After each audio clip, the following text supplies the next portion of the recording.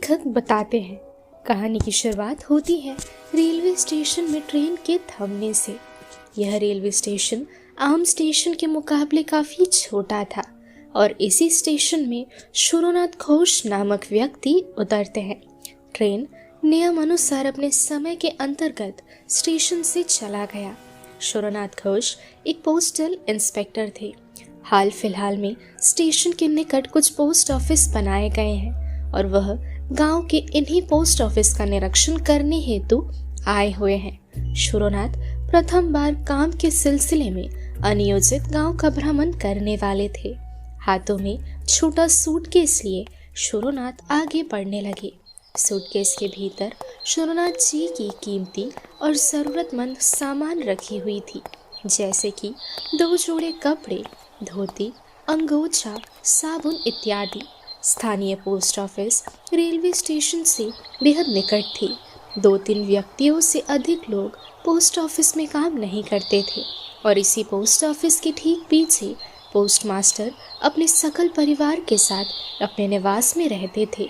करीबन दोपहर के 12 बजे शुरोनाथ जी पोस्ट ऑफिस पहुंच गए। पोस्ट ऑफिस के कर्मचारी एवं अफसर शुरोनाथ के निकट जाकर अपना परिचय देने लगे। साथ ही पोस्ट मास्टर शुरोनाथ जी को अपने साथ अपने कक्ष में ले जाकर उनकी सुख सुविधाएं एवं उनकी मौजूदगी का अवधान करने लगे।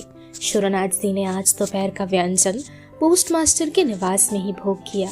कुछ अवधि के लिए विश्राम करने के बाद वह पोस्ट मास्टर के घर से रवाना हो गए। स्थानीय पोस्ट ऑफिस से इत्तला करके उन्हें पता चलता है सभी पोस्ट ऑफिस स्टेशन से लगभग 12 माइल एवं उससे अधिक मील की दूरी पर है। शुरोनाथ स्थानीय पोस्ट ऑफिस के पियोन से बातचीत करके उनकी साइकिल उधार पर ले आते हैं एवं जाने से पहले वह पियोन को ये कहकर निकलते हैं कि कल संध्या होने से पहले मैं तुम्हारी साइकिल लेकर लौट आऊंगा। साइकिल के पीठ पर अपना सूटकेस बांधकर शुरोनाथ आगे बढ़ने लगे, किंतु शुरोनाथ जी के रवाना होने से पहले पोस्ट मास्टर आगे मौजूद सड़कों की जानकारी उन्हें देने लगे। पोस्ट मास्टर ने कहा, यहाँ से ठीक 6 माइल की दूरी पर रास्ते 2 हिस्सों में बढ़ जाएगी। वहाँ से दाईं तरफ जाने वाला रास्ता लक्ष्य के लिए बेहद लंबा पड़ेगा, किंतु बाईं तरफ के बजाय दाईं तरफ जाना आपके लिए सुरक्षित रहेगा।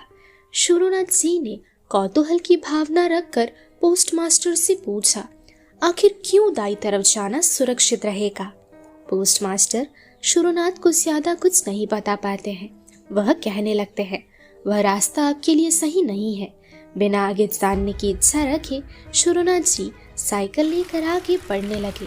कुछ मिनटों के भीतर वह गांव से दूसरे गांव के इलाके में पहुंच गए। गांव की माटी शुष्कता से भरी थी, किंतु शुरोनाथ तेज धूप में प्राकृतिक वायु से अत्यधिक आनंदित महसूस करने लगे। शुरोनाथ सरलता से 12 मीलों का सफर तय करने में जुटे रहे। इस बीच लेखक बताते हैं शुरोनाथ की उम्र 40 साल है। उनकी कदकाठी कुछ ज्यादा लंबी नहीं है। हाल फिलहाल में उनकी पत्नी का देहांत हुआ था। पत्नी के देहांत के बाद शुरोनाथ दोबारा ब्याह करने का निर्णय ले चुके हैं, किंतु इन कुछ दिनों में वह स्वाधीन रूप से अपना जीवन व्यतीत कर पा रहे थे, जो कि विवाह के बाद संपूर्ण रूप से बदल जाएगा। अब 6 माइल का सफर तय करते ही संध्या होने लगी थी और शुरोनाथ जी के ठीक सामने सड़क 2 तरफ बट रही थी। अकस्मात काले घने मेघ ने सूरज को संपूर्ण रूप से ढक लिया था। सूरज को ढकते ही सड़क धीरे धीरे खुद को अंधेरे के निहित करने लगी। पथ के मध्य में साइकिल रखकर शुरोनाथ जी रास्ते पर उतर पड़े।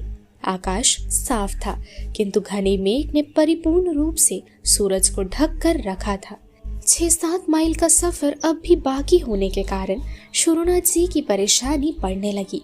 आधे घंटे के भीतर सड़क का कोना कोना अंधियारे को अपने आगोश में संपूर्ण तरीके से लपेटने लगा। शुरोनाथ पोस्ट मास्टर की कही बातों को याद करने लगे। पोस्ट मास्टर ने शुरोनाथ को दाईं ओर की तरफ जाने के लिए कहा था, किंतु शुरोनाथ बाईं तरफ जाकर जल्द से जल्द लक्ष्य पर पहुंचने का निर्णय लेते हैं। वह आगे बढ़कर बाईं तरफ की ओर जाते हैं, किंतु वह रास्ता कंकड़ एवं बड़े बड़े पत्थरों से भरा था। जल्दी पहुंचने हेतु शुरुनाथ साइकिल को तेजी से चलाने लगते हैं, किंतु पत्थरों की कठोरता का अवधान करके वह सावधानी से आगे बढ़ते हैं। उस रास्ते में कुछ अवधि साइकिल चलाने के बाद शुरुनाथ सड़क के बीच का दृश्य देखकर हैरान रह जाते हैं, क्योंकि सड़क के ठीक सामने कई सारे छोटे छोटे कुटिया उपस्थित थे। दूर से देखने पर ऐसा आभास होने लगा जैसे कुटिया के इर्द गिर्द मौजूद तस्वीरें भी द्रवित कर रही हैं। कुछ दूर जाकर शुरुनाथ ने साइकिल की ब्रेक जोर से कसी। शुरुनाथ के ठीक सामने एवं रास्ते के ठीक किनारे एक छोटी सी कुटिया मौजूद थी। हालांकि अभी भी बाकी कुटिया इस छोटी कुटिया से काफी दूरी पर स्थित थी, किंतु इस छोटी कुटिया को देखकर ऐसा अनुमान लगाया जा रहा था जैसे बहुमूल्य मंत्रों का पाठ करके कुटिया का स्थान परिवर्तित किया गया हो। साइकिल से ठीक 4-5 कदम की दूरी पर एक तरुणी कुटिया के पास बैठी हुई थी। शुरुनाथ की आंखें धीरे धीरे उस महिला की आंखों में उलझने लगी। महिला की खूबसूरती का वर्णन शब्दों के सहारे बयान नहीं किया जा सकता है। त्वचा की निखारता युवती के तन से उमड़कर बाहर आने लगी और उसके काले लंबे घने बाल मानो जैसे उसकी सुंदरता को और ज्यादा तर्कशील बना रही हो। युवती के नेत्रों की सुंदरता किसी भी पुरुष को अपने अभिलाषा की आगोश में ले सकती है, किंतु उसकी देह की सुंदरता के बाद भी युवती ने एक अजीब सी साड़ी पहन रखी थी। किसी भी पुरुष के आभूषण युवती के तनु पर मौजूद नहीं थे। लेखक बताते हैं, तरुणी वैवाहिक थी या नहीं थी, यह अनुभव करना अत्यधिक कठिन प्रश्न था। तरुणी की उत्कृष्ट त्वचा को देखकर ऐसा आभास होने लगा जैसे उसके तन से ज्वाला उमड़ रही हो। अकस्मात वह मुझसे प्रश्न करने लगी, आप कहाँ जाने की अपेक्षा कर रहे हैं? लेखक की धड़कनें धीरे धीरे बढ़ने लगी। हालांकि युवती की निखारता देख उनके मन में युवती को लेकर किसी भी प्रकार का रुझान नहीं था। वह प्रश्न का उत्तर देने हेतु युवती से कहने लगे, रतनपुर जाना मेरा कर्तव्य है। मेरी मंजिल के बारे में जानकर युवती हंस उठी। उसकी मुस्कुराहट किसी भी पुरुष को तरुणी की अभिलाषा करने से नहीं रोक सकेगी। फिर वह मुझसे कहने लगी, रतनपुर ग्राम से बेहद दूर है। लक्ष्य तक पहुंचते पहुंचते अंधियारा संपूर्ण रूप से आकाश को घेर लेगा। कुछ अवधि पहले कुटिया और ग्राम वासियों के बसेरे को देखकर शुरुनाथ जी खुश थे। निशा के अंधियारे से एकाएक सभी कुटिया धीरे धीरे अंधकार में विलीन होने लगी थी। चिंतित शुरुनाथ जी युवती से पूछने लगे, क्या गांव के आसपास ठहरने के लिए मुझे किसी प्रकार की मदद मिल सकती है? युवती ने शुरुनाथ जी से कहा, आज रात के लिए आप इसी कुटिया को अपना बसेरा बना लीजिए। शुरुनाथ अकस्मात युवती की ओर आश्चर्यजनक रूप से देखने लगे। युवती बिना छुए अपने चित्ताकर्षक रूप से शुरुनाथ को धीरे धीरे अपने आगोश में लेने लगी। शुरुनाथ अपनी भावनाओं को रुझान का रूप ना देते हुए युवती से घर के बाकी पुरुषों के संबंध में प्रश्न करने लगे। युवती कहने लगी, घर के सभी पुरुष खेत में फसल की रखवाली करने हेतु गए हैं। पूरी रात्रि सभी वहीं ठहरेंगे। शुरुनाथ जी को युवती के स्वर में संकोच का आभास हो रहा था। उन्होंने युवती से कहा, अगर आपको किसी भी प्रकार की असुविधा नहीं है, फिर आपका मुझ पर बहुत आभार रहेगा। युवती ने शुरुनाथ जी को उनकी साइकिल को आंगन में रखने के लिए कहकर कुटिया के भीतर चली गई। एकाएक युवती ने मेरे लिए दरिया बिछाकर एक लोटे में जल भरकर मुझे दिया। हाथ पैर धोकर शुरुनाथ जी ने आसन ग्रहण करे। युवती ने कुटिया की अंधकार मिटाकर कुटिया को ज्योति से भर दिया और फिर वह मेरे लिए चाय की तैयारी करने लगी। शुरुनाथ सड़क के अंधियारे को देखकर मन ही मन हजारों बातें सोचने लगे। उनकी मनोदशा अकल्पनीय थी। ठीक तभी युवती शुरुनाथ जी के लिए चाय की प्याली लेकर आई। प्याली लेते वक्त शुरुनाथ जी का हस्त युवती के उंगलियों से जा लगा। युवती हंसकर वहां से चली गई और फिर वह भोजन की तैयारी करने लगी। शुरुनाथ जी ने रात्रि हेतु भोजन की तैयारी करने से युवती को मना कर दिया। किंतु युवती शोरनाथ जी की बात से असहमत थी, जिस कारण वश खाने की तैयारी में युवती जुट गई। शोरनाथ जी प्याली से चाय पीते पीते विचार करने लगे। कुटिया में 2 कमरे हैं, पहला रसोई घर एवं दूसरा शयन कक्ष। उनका अनुमान था शयन कक्ष अथवा रसोई घर की भूमि तल पर उन्हें विश्राम करने हेतु दिया जाएगा एवं भोर होते ही वह अपनी मंजिल तय करेंगे। लगभग कुछ देर बाद युवती शयन कक्ष के पास खड़ी होकर मुझे भोजन भोग करने हेतु पुकारने लगी। शीत की रात्रि में बाहर भारी ठंडी होने के बावजूद भी कुटिया के भीतर शीत की मात्रा अतीव कम थी।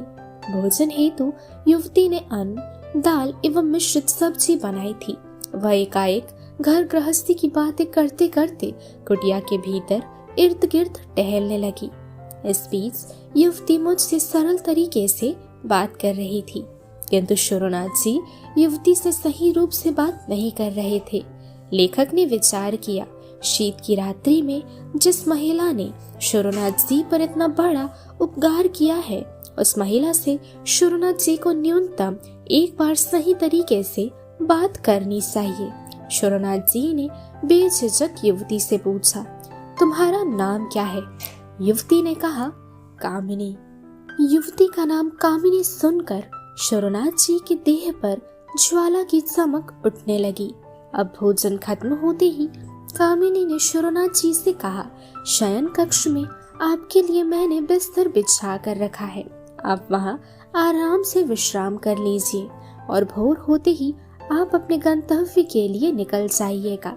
अतीव चिंतित होकर शोरनाथ जी ने कहा, मुझे एक रात्रि के लिए शयन कक्ष देने की आवश्यकता बिल्कुल भी नहीं है, मैं भोर होने तक बाहर विश्राम कर लूंगा।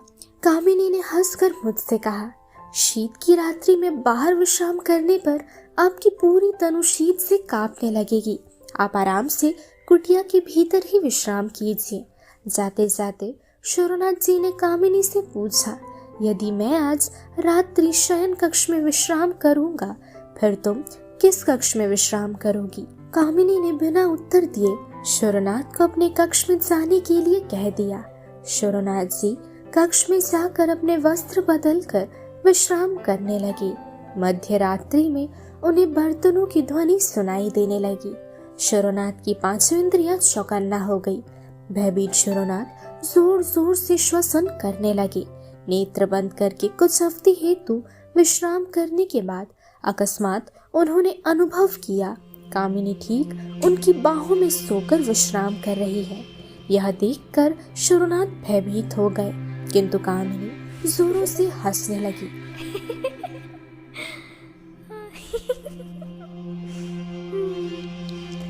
अब 4 दिन होने को आए थे। शोरनाथ अब भी निरीक्षण करके गांव वापस नहीं लौटे थे। पोस्टमास्टर शोरनाथ जी के लिए चिंतित थे एवं पोस्ट ऑफिस की साइकिल भी शोरनाथ जी के पास थी और यह बात उन्हें ज्यादा परेशान कर रही थी। पुलिस अफसरों का इस विषय पर जांच पड़ताल करने पर सभी को पता चला शोरनाथ जी निरीक्षण हेतु किसी भी पोस्ट ऑफिस पर कभी गए ही नहीं थे। यह जानकारी मिलने पर शोरनाथ जी की खोज आरंभ हुई और लगभग 7 दिनों की अवधि के बाद गांव से 6 माइल दूर बाईं तरफ जा रहे मार्ग की ओर झाड़ियों के नीचे अफसरों को शोरनाथ की शव मिली। शोरनाथ ने जिस कुटिया में आश्रय लिया था, पद पर ऐसी कोई कुटिया थी ही नहीं। शोरनाथ के शव के पास उनकी सूटकेस और साइकिल पड़ी थी। शोरनाथ के सभी सामान अपनी अपनी जगह पर थे एवं उनकी काया पर किसी तरह की क्षति के चिन्ह भी नहीं थे, किंतु उनका पूरा शव मम्मी की काया में परिवर्तित हो चुका था, मानो किसी निशाचर ने देह को संपूर्ण रूप से स्तनपान किया हो। अफसरों ने शव को अस्पताल भेजकर पोस्टमास्टर को शोरनाथ के देहांत के विषय में खबर दी। देहांत के बारे में जानकारी मिलने पर पोस्टमास्टर कहने लगे, मैंने शुरुआत में ही उनसे कहा था दाईं तरफ के मार्ग से निरीक्षण हेतु जाने के लिए, किंतु उन्होंने मेरी बात ना सुनकर अपने जीवन को अपने हस्त से गंवा दिया और कामिनी ने उनके प्राण हर लिए। तो अब तक आप सभी सुन रहे थे शरदिंदु बैनर्जी के द्वारा लिखी गई कहानी कामिनी। आपको अगर ये कहानी अच्छी लगी हो और अगर आप सभी चाहते हैं कि ऐसी ही कई सारी एक्सक्लूसिव कहानियाँ मैं आप लोगों के लिए लेकर आऊँ, तो प्लीज़ जितना हो सके चैनल को सपोर्ट करिए। साथ ही आप सभी चैनल पर भर भर कर प्यार दीजिए, जिससे कि मैं ऐसी ही वीडियोस लाते रहूं। तो चलिए मिलती हूँ मैं आप सभी से हमारी अगली वीडियो पर। तब तक के लिए स्टे सेफ, शब्बा खैर।